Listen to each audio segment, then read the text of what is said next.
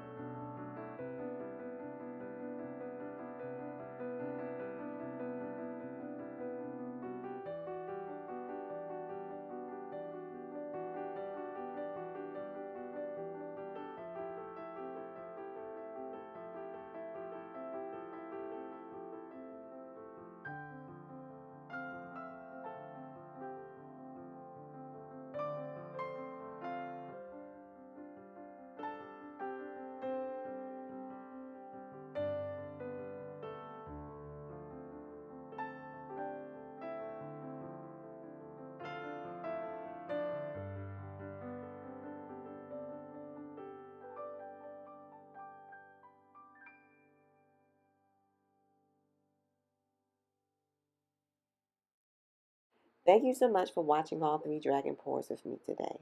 I love to know which one was your favorite, the rainbow dragon, the fire dragon, or the shadow dragon. Drop a comment below and tell me what you saw in the paintings. I also enjoy hearing your interpretations. If you enjoyed this video, please like, subscribe, and share it with a fellow art lover. Until next time, remember to stay creative and keep painting your life with the colors that inspire you.